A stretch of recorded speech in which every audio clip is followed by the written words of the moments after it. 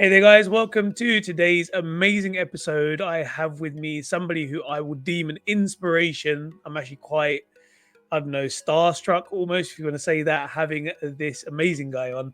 I'm not going to kind of steal his thunder. I'm going to let him do his own introduction.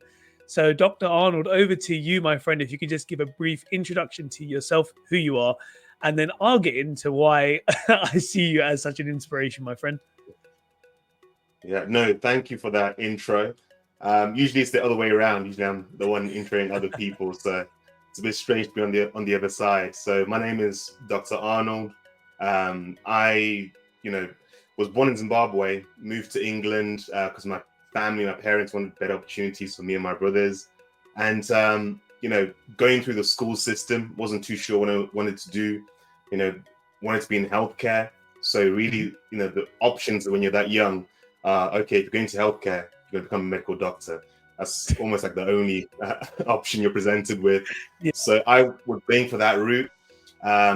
Did well in my A levels, applied to medical school, got an interview at Cambridge, but I didn't get past the interview stage at Cambridge. So Oh, Leicester, there was a course that promised you that if you did well, the science course, they would transfer you onto the medicine course. So right. when I went to Leicester, that was the aim. But with a bit more maturity, I figured out that medicine wasn't really what I wanted for my life. I wanted something that would help me build businesses, and I wanted something that was still within healthcare and had some freedom and flexibility to it. So Google, having a look at different healthcare careers, and I landed on dentistry. So that's how Amazing. dentistry became the pathway for me. So at that time, I was now thinking, okay, I'm doing this science degree. How can I get into dentistry? So you can go through Mhm. the undergrad route or the graduate entry route. So I Right. went for the graduate entry route, and that's how I ended up getting into UCLan, University of Central Lancashire, 4-year program. Uh, and now I've been working since 2017 as a Okay. dentist. Currently about to open my own clinic. So it's been a bit of a journey. Amazing stuff. And just to kind of like, so I get a bit more understanding. So that meant that you at Leicester, was at Leicester initially, you had to do the full degree first in sciences? Yes. three Aha. years. Medical Wow. physiology was the course. Yeah. Okay, right. So you've got that. So, okay, so this is something I resonate with quite well, right? So obviously I before this, my previous life, I had done my economics and business finance degree, right? And then forwarding on to now, people ask me all the time. They're like, you went to Ukraine, then you went to Egypt, and you're still doing dentistry. 5-6 years on, and you're only going into your fourth year. I Yeah. guess this kind of like tenacity to want to get it done, right? It's something that maybe not all of us portray, but we definitely have it within us, right? What's the secret to kind of Mm. sticking to the plan, unlocking it, and ensuring that we stay on that path? Because I think a lot of people nowadays, I think in the world that we're living in, Mm. which is very fast paced, the Yeah. second that you say to somebody, you might have to do one degree to do another, they just think, nah, not following my Yeah. dreams anymore. So what's the secret? Yeah. Yeah. I think it comes down to how strong your motivation is. So for me as an immigrant from Zimbabwe, um, making things work was the only route. There was no plan B, no plan C. You had to make Like, something work. So perfect. knowing that my parents sacrificed so much to get us to England, you had to make the most of any opportunity. So I didn't have the luxury of thinking there was Mm, any other way to go. I'm with So you, and I that, think that, that would be the secret. I'm with you. I'm with everybody can in some way shape or form kind of like replicate that, even if they are, maybe let's Mm, just use the word, more privileged by being maybe born in the UK, like myself for example, maybe without so much of a threat behind them. But if you kind of put yourself in a position and just say, look, there is no, as you said, plan B or C, then maybe we can all do the same kind of thing. And again, like I said at the beginning, I really do resonate with that, and I hope anybody listening understands the power behind that as well. That if you really do drive on with something enough, that motivation will carry you through, and that's amazing stuff. And at what age did you actually come to the UK? May I ask? so this was 1999 in August. I was turning 8. So 7 years old, turning 8 Hey. in October. So yeah, I was quite young. I started in year 3 in England. So that's how my education in England started, from year 3 onwards. Okay, and obviously there's been some turmoil in Zimbabwe. So did you experience that? Did you witness that yourself? As because I was really young, Yeah. I didn't see that, but my Okay. parents could see that, so that's why Wow. they made the decision to move us over. But at Right. the age I was, just playing, school, I didn't really have a concept of what was happening politically. I'm with you. But and then how does that then translate to, obviously you've come over, you've got the drive to become a dentist, and you're going through everything, all the hoops that you needed to get there. How does that then, transfer into, now I'm a dentist, this isn't enough for me, right? How do you take it on Yeah, to the next step? Because so many people, they kind of see dentistry almost as the end goal, right? And yeah, I, like many other people, we kind of almost see it as the door, right? Opening the door up to something which is just full of so many opportunities. So what's the mindset there? How do we go from just, no, dentistry is just the doorway, it's not the end game? yeah. It's a good question. This all now hinges on what you see for your future and for future generations. So for Mhm. me, legacy is important. And I believe that the foundation that I set for my children, I've got 2 girls, Oh, allows brilliant. them to reach even greater heights. So if I can push through and get as far as I can, it means that my daughters are only gonna do much better than that. That's So it. for example, for my parents, them pushing was leaving their community in Zimbabwe and getting to Mm, England. wow, So powerful. now it's not just enough for me, just to do okay when I'm in England. I now need to push so that my daughters can do even better. So yeah, it's all about legacy. It's not just about myself. It's about future generations. That's amazing. As I said, that's really, really powerful stuff. I think we do get a bit lost sometimes in just thinking about the career and the office job, and that's it, nothing beyond it. I think a lot of people ask me, they're like, and this is something we're going to get onto in a minute about the finances, right? But a lot of people ask me, why are you Yeah, so money hungry? You've come out openly and publicly and said that you're doing this for the money. I think it's yeah, almost a farce. I kind of put it on just to keep people distracted, almost. I know deep down, yeah, as the son of migrants myself, there's so much going on behind the scenes, right? And you're always thinking about the future generation. How can you make their life easier so they're not struggling? So they're not thinking about, what am I eating today, or where are we going for holiday if there's a holiday this year? It's those little things that kind of put them in the right stead, right? So again, really yeah, powerful message there by yourself. Thank you very much for imparting that with us. I think that then kind of takes us in very perfectly into one of the things that kind of allowed me to see you first time online, which I believe a lot of students out yeah, there, and just people generally, they love to ask the question as to yeah, what people in certain industries make, right, as a salary. So one of your biggest yeah, videos on your YouTube channel seems to be the one based around the income that dentists make, and that's got over 10,000 views. And I urge everybody who's hearing this to please check that out. Really, really well broken yeah, down video. Now, first of all, before we kind of get into it, what kind of yeah, possessed you to say, I'm going to give this information away for free? Because everyone's so scared about discussing salary, full stop. But then in dentistry, yeah. especially, where people are seen almost as just mugging people, right? Mugging the public. You took a lot of Yeah. confidence there, big amounts of bravery, right? What possessed you to do that? Yeah, so yeah, I know that money is a touchy subject for some people. Don't talk about money, keep it quiet. Um, make yourself look worse off so that other people won't, mention anything about money.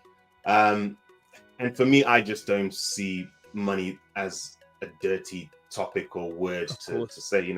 Money is just a transference and exchange of value. Um, Hmm. so for me, how it started was I made a YouTube channel during the pandemic. Uh-huh. And the thought behind that was I had struggled to put together my application for dental school, Right. because I don't have parents in dentistry. I don't have family members in dentistry. I don't have connections. My community was in Zimbabwe. My family came and started from scratch. So I really found it hard. I really had to do a lot of research into the career and how to get into the career, because that's a whole thing by itself. How do you put together a UCAS application? How do you prepare for interview? Some people just take it for granted that they can ask their parents, go shadow a dentist easily, and get all that insight that you wouldn't have if you didn't have any connections. So I really wanted to provide resources that the younger me would appreciate. So I that like was it. how to get into dental school. What can you expect from dentistry? By that point now, I had finished dental school. I was working as a dentist. And one of the things that I would have liked to know, probably even as a dental student, was what do the financials really look like? Yes, you can go on Google, you can get ranges and averages, but give me something more specific that I can work with. I've been through a degree. I'm doing dentistry as a second degree. I want to have a family. I want to have, a mortgage for a house. I want to do all these things. I need something to be able to reference off so I can make some future plans just for my life. 100%. So 100%. I would have appreciated somebody being more transparent about the financials. It's never going to be the exact same for everybody. Of course. We all understand that. We all get that. It gives us something to be able to work with. So that's what really drove me to do that video. I was doing that video for my younger self, and I'm glad that it's helped some other people in the process. I think it has. It's only been as recently as I think a week ago, or maybe less than that. And I will screenshot and I'll forward you this message, by the way, privately.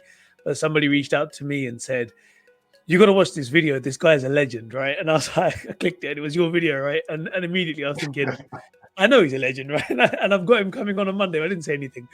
It's crazy how even in the world outside of dentistry, people are still taking so much from this video, and I think we all thank you for it, just for being, as you quite rightly said, very transparent in a world where I guess people aren't so forthcoming with that level of information. And really and truly, if there are so many people out there that are sitting on the fence, they maybe want to pursue a career, but at the same time, they don't know, am I going to get stability out of this? And these are very, very healthy and honest questions to ask, right? Because I think we almost sometimes get a bit scared as to kind of say things like, I have ambitions, I have desires, and I want to have things, nice things for myself and my family.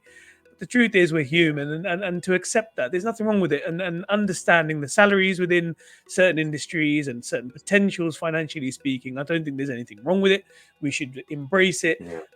Maybe it's a British thing. I think within British culture there's this massive kind of like taboo around speaking about salaries and whatnot. It's a big thing in the culture about not talking about money. But for me, the guiding lines or the guiding rails are, what's the motivation behind it? The motivation for me was to help somebody in my situation that would have found this valuable.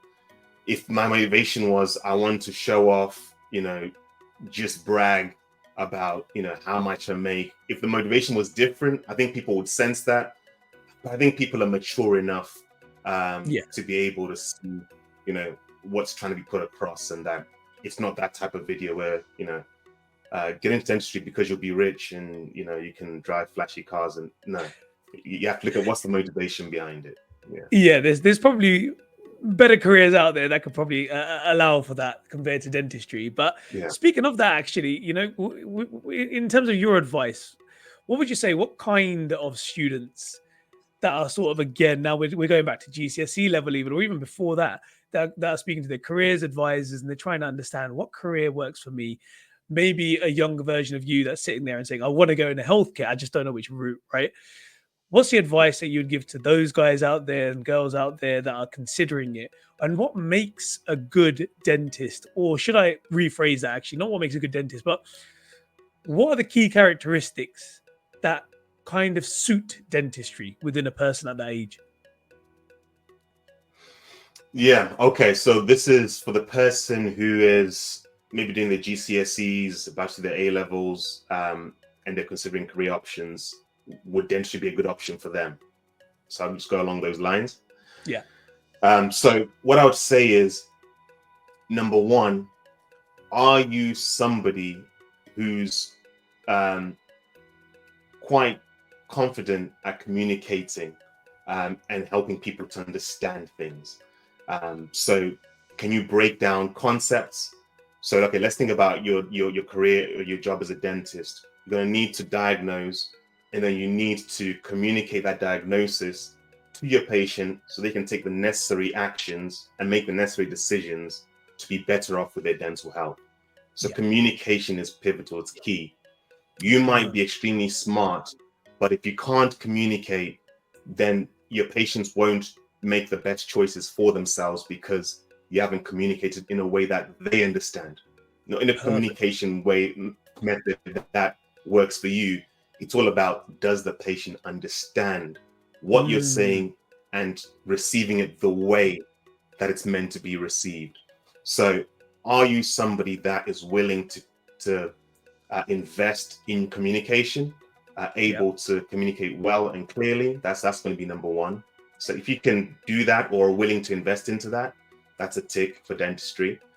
Um, are you somebody that can handle stress and pressure? Because, you know, one thing that I'll be open about is dentistry is an extremely stressful career to be in. Right. So you need to be able to handle stress and still work well under pressure. Okay, so you Mm, know when you're writing your UCAS statement and saying, you know, I'm well-rounded, I play football, I do ballet. Those aren't just things to get you into dental school. What that's giving insight to is, are you somebody who's well-rounded, who's relatable, who can handle different things, a lot of different things at the same time, handle pressure and still work well in that pressure? And that's one of the reasons mm, why a lot of dentists don't practice dentistry for a long time, because of the right. stress of the job. Um, um, Not able to handle that stress. And, you know, sadly, that's why we have this statistic of dentists that end up committing suicide and taking their lives, Yeah. because the stress is a lot, and that's a very real thing. So I try and be as honest as possible with people considering this dentistry to say, can you handle pressure? Can you handle stress? Mm. That's a very real thing in dentistry. We all face that within dentistry. Um, Not to scare people off, but just to be honest about that. Yeah. Just suddenly lost Another all thing I those. would say is, do you want flexibility in your career? Yeah. So if you want to be able to control how much you work, how many days you work, how many holidays you have, then dentistry is a really good career for that. You Mhm. can decide to work 6 months of the year in dentistry and be off traveling for the other half of the year. It's Wow. called being a locum dentist, you know. Um, so there's flexibility in dentistry. If you want a family, if you're female, you want a family in the future, dentistry offers you the opportunity to work 2-3 days a week and still have more time for your children, for your family, do other things. If you're somebody who's into business, investing, real estate, as a Mm, dentist, you can start a limited company. You can have dental practices through that limited company. You can use a limited company for property portfolio, investing, different things. So if that's you, you're entrepreneurial, mm. dentistry can be a very good career for you to go into. I know for a lot of people in my community, African community, very entrepreneurial, and Yep. they would make for fantastic dentists because they've learned how to communicate and navigate things in a different country. So communication usually comes as a natural thing, Definitely. and very entrepreneurial. I mean, to move from a different country and come make things happen in a new country in the UK, you know, it translates to enterprise within dentistry. So those are some of the things I'd say to somebody at that Yep. stage considering career options and maybe dentistry. That's amazing stuff. And I think one of the other things that people usually ask is, how can I develop my career within dentistry? So, I definitely do want to get onto the ownership side of things because I know that you're obviously opening your own Yeah. clinic. So that's going to be something that we definitely need to discuss. Within dentistry itself, it's not as rigid, let's say, as medicine, where if you wanted to specialize in something, you are dedicating years and years of blood, sweat, and tears just to get there. It's Yeah. highly competitive. I mean, in some cases, you can go away in dentistry for a weekend and come back with a new skill set, right? So, how does that side of the career development within dentistry or the dental development, how does that work? And how should newly qualified dentists take advantages of it? Oh, because there's so many courses out there, right? At the moment. I mean, if you just go online and type in dental course, you'll get smile makeovers, you'll get photography courses, you get Invisalign, you get composite bonding, all sorts of it. Your advice, moving away from now, maybe the students considering dentistry, now into the actual dentists. So those at uni and those that Mhm. are newly qualified, what's the advice you'd give to them to really streamline their career as soon as they've kind of hit that I am now qualified dentist level? Yeah, so very good question. And yeah, there's no sound bite that's gonna give a comprehensive answer Damn it. to this. But Yeah. what we can maybe do is maybe take your situation and Hmm. talk through that. Yeah, Maybe of that could be a course. good way for people to work through it. But before we get into that, maybe I can just talk about how my process worked. Okay. So for me, um, dental school, um, went through dental school, worked as a foundation dentist, and I found out that my supervisor, my trainer, was into adult orthodontics, and he used Uh-huh. clear aligners to straighten his patient's teeth. So Okay. Invisalign was the system that he was using. So that was my first insight into adult orthodontics, and I never knew that clear aligners existed until I'd seen my trainer actually using clear aligners. So Ah, that opened um, my eyes um, to a new treatment method within dentistry, and I resonated with it because patients were happy to come for their appointments, which is not a normal thing within dentistry. People was, I hate the dentist, I hate coming, they come yeah. because they're in pain. So it was like, wow, there are adults that are happily coming to see their dentist. They're excited by their appointments. They're paying a considerable amount, investing into their teeth. So that was something that I gravitated with. I I'm gravitated with you. to Yeah. orthodontics using clear aligners. So okay, I now knew that clear aligners and orthodontics was something I wanted to really dive into. Okay, so Right. that's one of the first steps. You've got to experience and have exposure to different things, and then you'll land onto, okay, that's something I could see myself doing more of. Ah, At that point, we now think, all right, so traditional route is you become an orthodontist. mm, So you do DCT1, DCT2, DCT3, you apply to get onto the orthodontic training program, you specialize. In my situation, I was on my second, I'd done 2 degrees. mhm. I now had a wife. I got married in my final year of dental school. Nice. I wanted to sort out a mortgage. I wanted to start a family soon, have children soon. So specializing, that was not on the cards. Nah. Different world, different timeline. If I was out of college, gone on to 5 year dental course, and then at that point, I probably would have gone the specialist route, probably. But in my situation, married, second degree, specializing was going to be too much of a route, too much of a salary sacrifice Yeah. at Yeah. the stage I was at. So the beautiful thing about dentistry is you don't need to be a specialist to have a special interest and to do a certain type of treatment um, a lot more. You can provide orthodontics as a general dentist, and you can do it to a high standard. It doesn't mean Wow. that because you're a general dentist, you won't provide orthodontics to a good quality standard. So, first thing was become accredited as a clear aligner provider. So, for me, I went on the Invisalign course.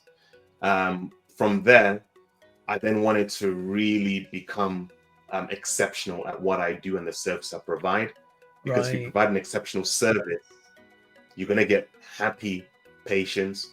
Happy patients refer people they like, their family and friends. You're going to Yeah. get more patients that want that type of treatment from you. So Hmm. referrals.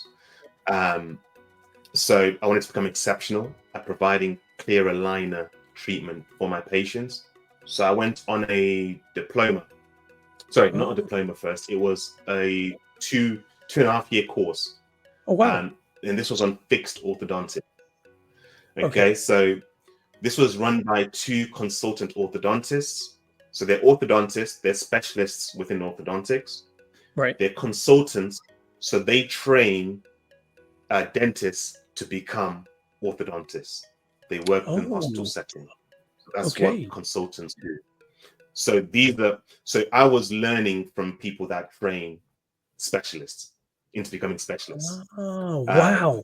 so I went on the 2.5 year program. It probably extended to more than 2.5 years because of the pandemic. So we got Yeah. more for our investment.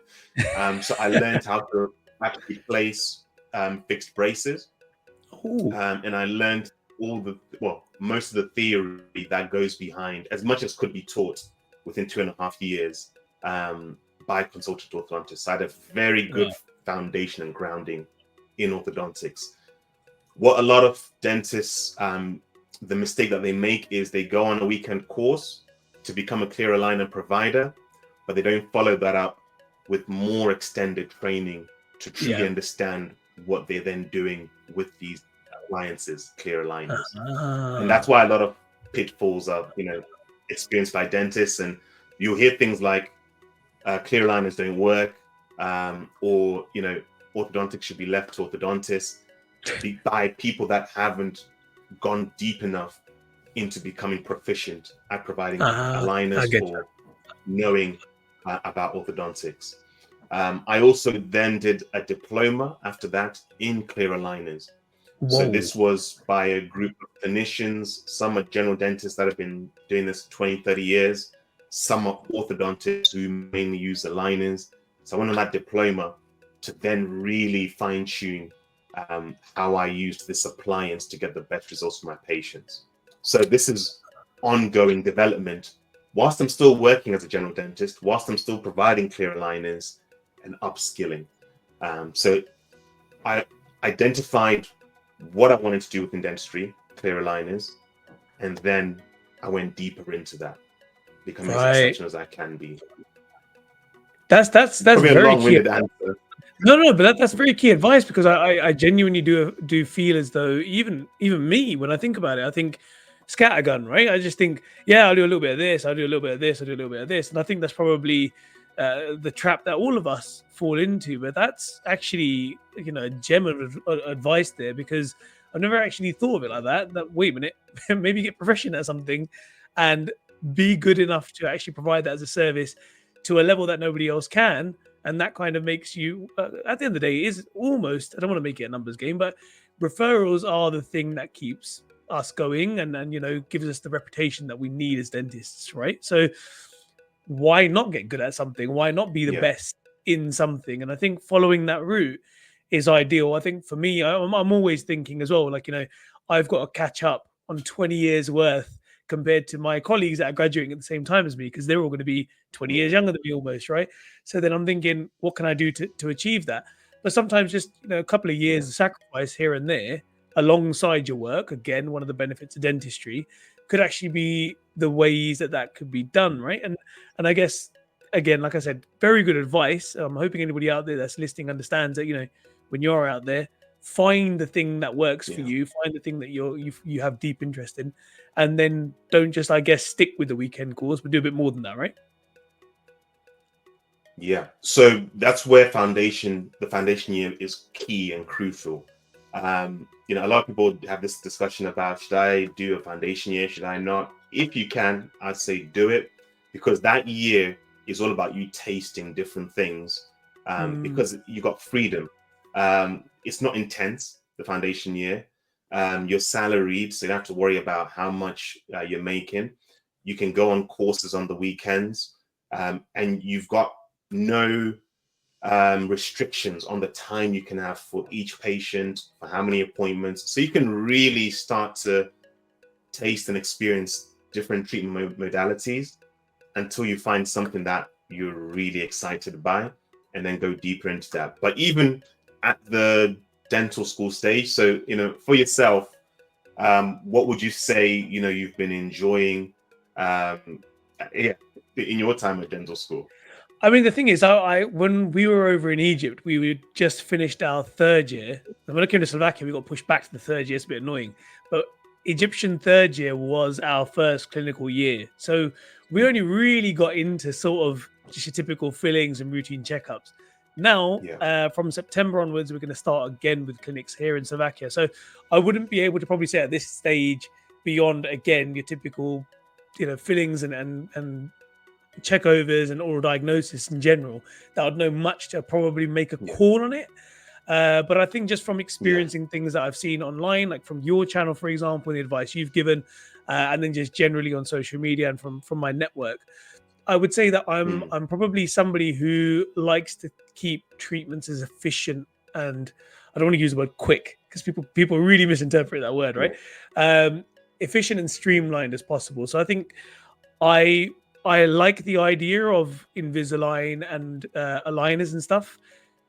I just don't know mhm, if I have the patience for it as an individual. This is not yeah, me saying I would never do it, but it's just like because some yeah, some cases are taking 14 weeks, 28 weeks, whatever it might be to get done. Seeing it over the line, and then you're suddenly with my mindset, I'm like, mate, I'm getting old. I've this patient paid me right at the beginning of this treatment. I'm still seeing them, right? So there's all these like different caveats to, I guess, the route yeah, that you take.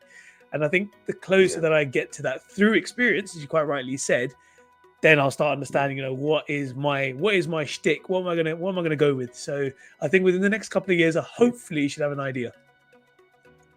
Yeah, no, that's good that you're aware of that and what your current limitations are, Yeah. and then just that just means that you can make better decisions going forward as you get more exposure. I, What I'd say is dentistry is beautiful in that you might just do the best posterior composites. The morphology is perfect. You're recreating nature, the fishes, you're putting the staining into your fishes.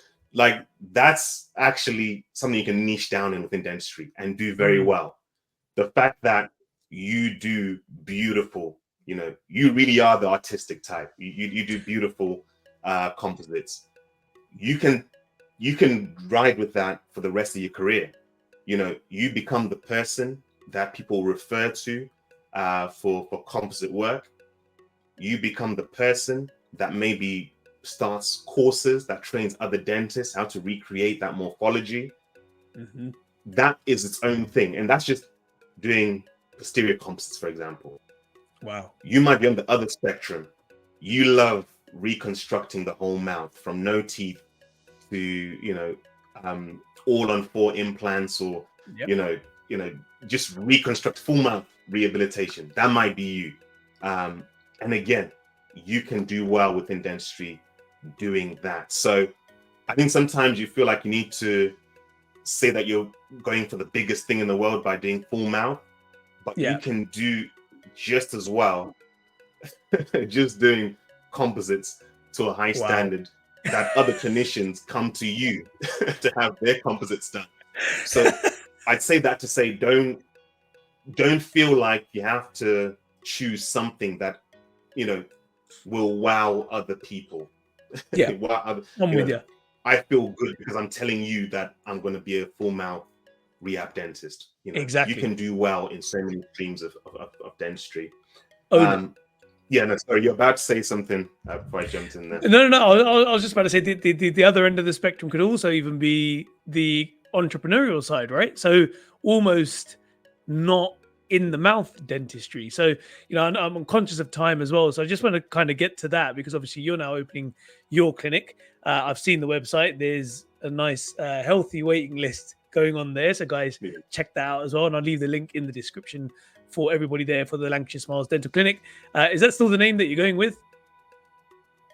Yeah, so that was intentional. I Okay. started my page Lancashire Smiles because I'm in my region. It's called Lancashire. Yeah. I'm in the Preston area. So, you know, with that, I'm looking to create more clinics within my region. The first Amazing. one is around Preston, but there's going to be many more. So lancashiresmiles.co.uk is the website. And yeah, we've got over 800 people that have given us their details or looking to Wow. join the practice. So that's been really good to see. So we'll start booking them in as of September time. So yes, no. So what were we asking there Yeah, before I went from there? just a couple of questions within sort of practice ownership, right? So for Yeah, me personally speaking, and I know there's plenty of people out there, that's probably a realistic dream for them within dentistry, right? Practice ownership. Now, obviously, that in mm, itself is a scary place to be. It's a high level of investment. There's no promise of success within it. There's competition and all the rest of it. yeah, So, what would be your advice? So, I'm yeah. really trying to kind of like wrap this up for your sake and just for everybody listening as well. What would I be your know advice? we're still good. We're still good. Okay, good, good. So I know you're a busy man, right? Good. So, what would be your advice to somebody who's trying to get down into that route? And what are kind of almost the top tips of successfully opening a practice now? And then hopefully in the future, hopefully we'll do another episode where it's the top tips of running that practice because right now it's not open. But what would be kind of your top tips there? And then if I can just throw in another question, um, Yeah. typically speaking, let's see if you can remember all these, by the way. Typically speaking, what does the earnings look like for a dentist who's doing quite well, let's say, to Yeah. somebody who is now an owner-led practice, such as the one that you're looking to open? So if we just give rough figures, you don't have to give your real ones because you can make a good video out of that, to be honest with you.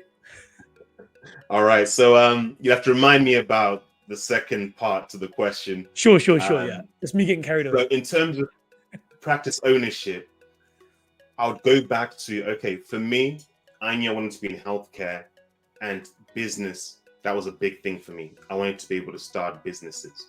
So for me, that decision was made early on.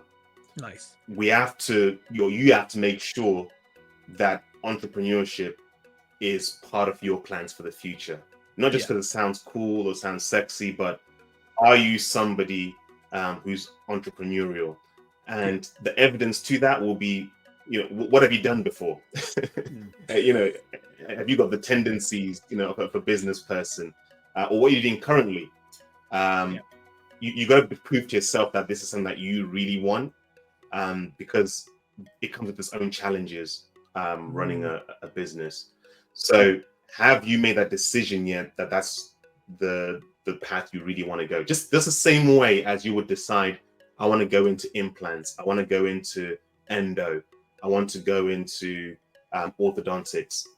Entrepreneurship is another branch that you have to confirm to yourself that that's what you truly want for your Yeah. future. Okay, so if you've made that decision and you really want to go into practice ownership, what I would say is start acting like a business owner in the practice you currently work at. So as Ah. an associate, look at yourself as a business within a business. Okay. Okay. So start looking at, right, the efficiencies of how your diary is run. Mm. Are your diaries being sorted out in a way that means that you're making the most of your time? So you haven't got dead space Mm. in your diary. You haven't got people that are failing to attend, meaning that you got a lot of patchy spaces within your working week. Start Yeah. thinking like an owner, because that impacts the turnover for that surgery. It costs to run that surgery that you're in. I'm with you. The chair that was invested into for that surgery, the nurse that's working in that Mm. surgery, the equipment and the materials that you use, the light bill, the utilities that are being paid for. So a lot of dentists might not actually know the figures to this, and some dentists might actually be running at a loss. Oh wow. So yes, you let's say you get paid 50% of the income after lab bills and expenses. Yes, you might take home, let's say, £5,000, but it costs more to run your surgery. So No the owner way. actually made a loss having you Oh, in that whoa. surgery. Okay, did not So know you that. need to start you need to start thinking like an owner, like a business. Okay, look at the financials. If you need to tighten up your books, start working on that. If you need to start providing higher value treatments so that you can bring in more for that surgery, start doing that.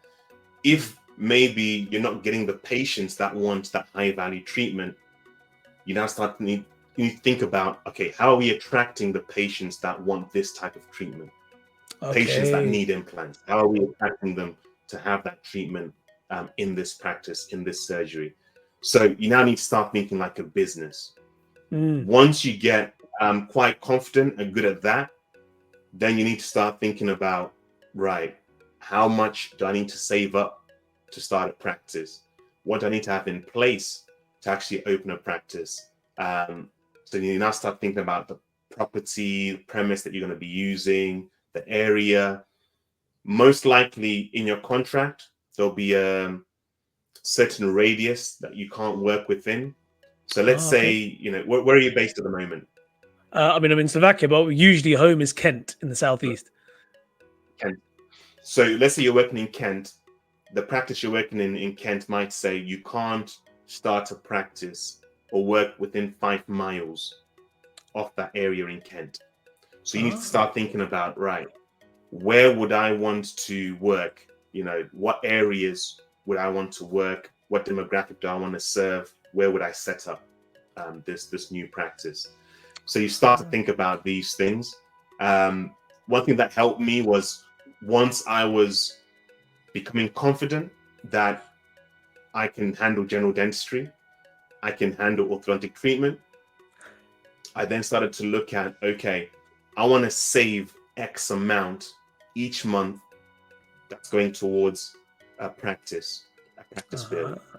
So you need to almost tax yourself and say, right, almost like you're getting a mortgage or you're saving up for a house, Yeah, save yeah. up for a property and say, I've got a direct debit that every month without fail, it just grows. Never gonna It see it. just Yeah, goes, just and out of sight, out of I mind. Yep. don't see it. Because what that does is 2-3 years later, when you're now ready to make that move, you're not now thinking, okay, I need to save X Yeah. amount. Yeah. You're not starting from scratch. You've already I'm got with you. that money ready to make that step now. So I would say a good amount to think about saving is £100,000. Nice. Okay. You're giving us a That's the figure. number. Wow. That's the number I'll just give to people thinking about opening up a dental practice. Aim to have £100,000. Not to say that you'll need £100,000, Mm-mm-mm. but that puts you in the position to seriously start up a high-end clinic, not just Ah. a budget clinic, a high-end clinic. Because with that £100,000, any lender will be happy to give you a sizable amount to then build your clinic. So, if you want to make a high-end clinic, you might be looking at 350,000 to maybe £500,000 in Right. Right. total. Right. So if you've got £100,000, you can then secure lending to build that high-end clinic. You can make a clinic, probably as cheap as maybe 150 or so £1,000, but then you're now scaling down to a more basic Yeah. clinic. So you need to think about what type of clinic you want. But if you save 100,000, you're in a good place to take that step. See, I was always of the mindset of, find something in the market that's worked and then try to do some form of acquisition, buy it out because people are selling all the time. But now you're making me think maybe squat, maybe a startup is the better idea, right? It's a bit more graft, a bit more of your own blood within it. And it may feel as though it might be a bit more riskier, but no risk, no, or greater the risk, the greater the return, right? So I'm kind of now you're swaying That's me. a good point. That's a good point. All of that was for somebody who's wanting to do the squat practice. Yeah, yeah. I forgot to say, if you wanted to buy an existing clinic, the banks are more favorable to the lending because that existing clinic has a proven track record of it's got patients, it's got a monthly income. So the Yeah. banks lend more favorably if you're buying an existing practice. But if you want something with your own stamp, your own signature, your own culture, squat is Yeah, the yeah, way to yeah. go. I love it. I love it. And then just as a sort of a final question regarding now going back to kind of your theme, or what's made you famous almost. What could Yeah. somebody expect to earn when they go from that transition from being an associate dentist? Maybe they do offer Invisalign and they're high earners, let's say 150K a year they're bringing home, right? Then all of a sudden now they're going into practice ownership. What should they be aiming at? So not necessarily at how much they're going to make, because that, how long is a piece of string. What is a good figure they should be aiming at in a decent area like Lancashire, for example, which is quite well known, surrounded by places like Manchester, for example. What would you say they should be aiming at as a number?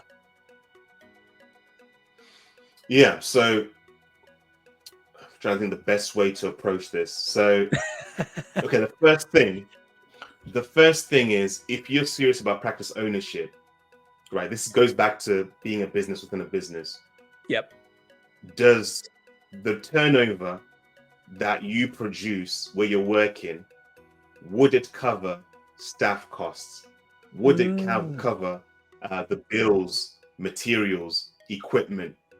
So if your turnover, so I'm not talking about the split. So let's say you have a 50% split, 50% is going to the practice. So let's look at the 100%. Is that going to make a business viable?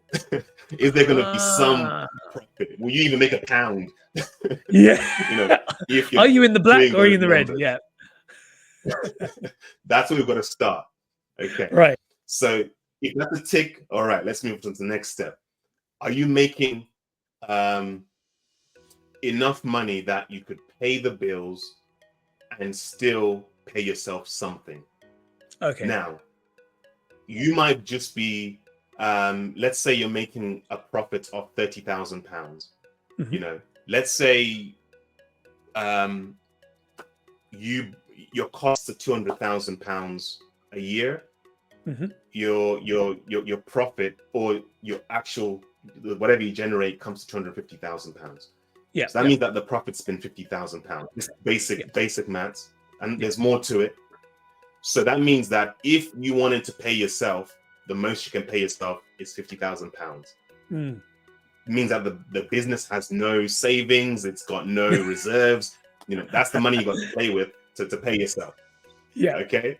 So £50,000 might actually be a big pay cut for you. Yeah. Yeah. If you go into ownership. Okay. So I'm just trying to help you think about it's not linear and saying, okay, I'm going to earn this much now that I'm a business. Okay, exactly. If your profit is, let's say £150,000, okay, now you can pay yourself maybe £100,000 and put £50,000 to reinvest into the business. You can grow your business.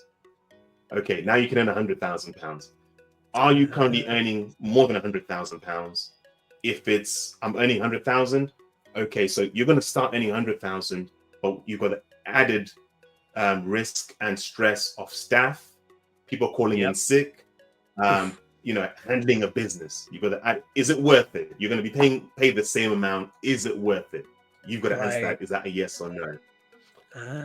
If you're making a lot more than that, if your turnover, let's say you're making £200,000-300,000 in, profit, this is now, big numbers that maybe very successful practices are doing. You've got more scope to pay yourself even more. So this is why sometimes some owners will say you need to be prepared to take a pay cut because you're growing a business. Yeah.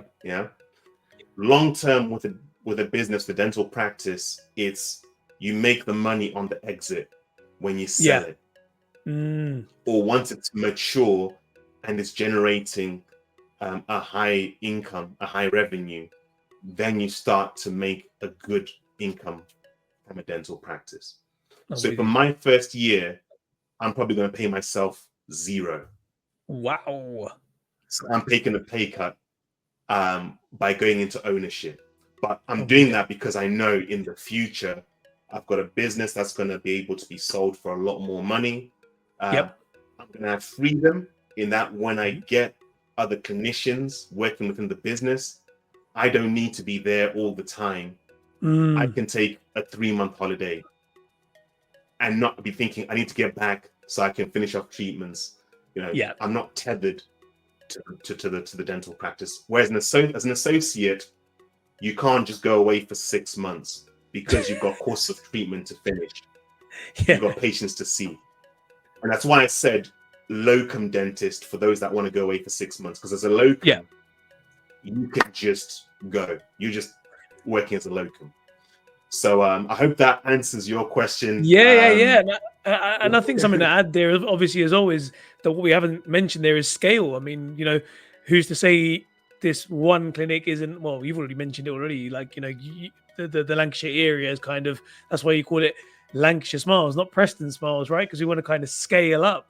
And business and ownership allows you to do that. And obviously, once you start doing that, that's kind of really where it's at when it comes to business. So maybe again, like I say, hopefully for a future episode, we can try to reconvene and see how that's all going. And I'm sure everybody wants to hear more information about that.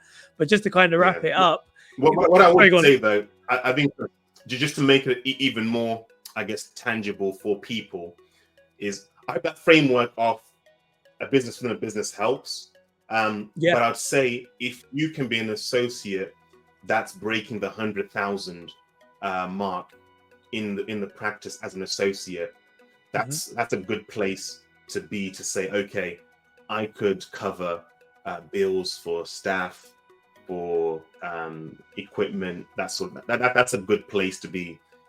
The average in the UK is about 70 to 80,000 pounds for associate. right. But if you're breaking 100,000, okay, let's have a good conversation now about becoming a practice owner.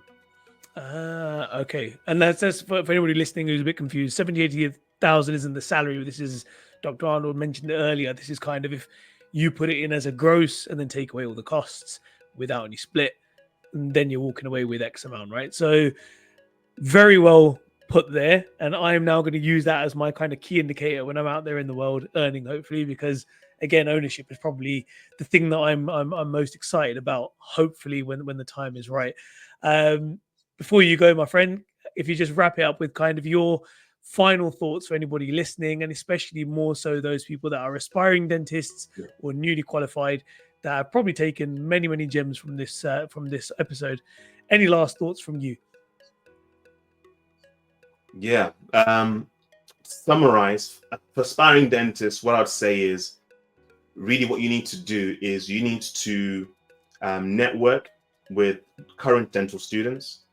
You need to network with dentists as well, so that you get the unfiltered knowledge and awareness of what being in dental school is like and what a career as a dentist is like. And then you can make a decision: do I want to apply to dental school and really go into this? And mature candidates will really do this.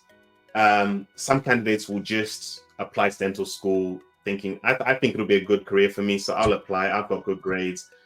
But if you really want to cement your decision within dentistry and do well, talk to current dental students, talk to current dentists. Okay. For dental students now, you're already in the dentistry stream, so you're going to become a dentist. It's a bit too late for you. So for you, what I would say is 3 things. Number 1, you need to invest in communication. Your success as a dentist is going to hinge on your ability to communicate. And not just because you think you're a good communicator or you talk well or you articulate things well. You need to start being relatable to people from all walks of life, because those are going to be people you're going to be treating when you're a dentist. So you can't hide away from just being technically gifted at your clinical skills. You need to be able to communicate well, because if people don't receive what you're saying, they won't accept or take you up on treatment. So communication is key. There are courses that'll help your communication. There's real life things like jobs, working part-time jobs, where you communicate. That's a big thing. I worked in healthcare as a healthcare assistant. I worked as a support worker, even worked in ASDA. Did tutoring, so tutoring A-level students. So I invested heavily in communication, and that's something that's been the bedrock of my success as a dentist, communication skills. And even when I thought I was decent at communication, I started to talk to individuals like Barry Alton, who runs the Yeah, Confident yeah, yeah. Dentist. Know him. I interviewed him as well, who showed me that I've still got a lot more to learn within Mm, communication. So you need to be serious about your communication skills. Second thing I would say is you need to get to a point where you've got a high value offering. Okay. right. So on the simplest level, can you offer something like orthodontic treatment where patients are paying thousands of pounds for you to Hmm. complete that treatment? This is where Right. things like implants come in, maybe complex endo. You become Yeah. really proficient and good at tackling complicated molar root canal treatments. It could be anything. It could even be dentures. The Mm. dark arts I call it. You might become really great at providing dentures, but you need to be able to provide a high value offering. What's that going to be for you? And usually that ties in with your main interest within dentistry. Okay. Mm. It might just be the lane is practice ownership. That could Yeah. be what ends up being your lane, but you need a high value offering that you're going to have. So communication, whatever was said as well, communication and the high value offering. I'm trying to think of the third thing that I had in my mind. Does that make sense so far? Yeah, yeah, yeah. I think so. I think having that, especially as a dental student, Does that make sense so far? it's so important because I think maybe in the position I'm in, I kind of feel as though sometimes I've got the gift of the gab, right? And I know it all. But you've made a very key point there in that, you might speak to somebody who knows their stuff, like Dr. Barry, for example, and then realize you're actually you're nowhere near the standard you need to be at, right? So it's about having that mindset to kind of grow that communication side of things. And if we don't take it upon ourselves now, we've got the time to do it. We're just playing catch up. So I think for those dental students there, that's massive sort of insight. What about the guys that are kind of The just third, newly qualified? Oh, sorry, you figured out the third yeah, stuff. Go on, do that first. the third thing is you need a system to be able to attract the type of patients who want the treatment or the offering that you have. So Uh-huh. for me, it's orthodontic treatment, clear aligners. So have I got a way of attracting those type of patients who are looking for clear aligners and orthodontic treatment? This is where your presence within your community becomes key. So that's Instagram, social media, Mm, YouTube. It might be that you do talks at primary schools, secondary yeah, schools. You need a way, a system of now getting people to know that you're the go-to person I'm for with you. this offering. So those are the three things I'd say: communication, having a high value offering, then having a system that's going to allow people to come for that high value offering. Amazing stuff. Amazing. And any last words for any of those newly qualified dentists?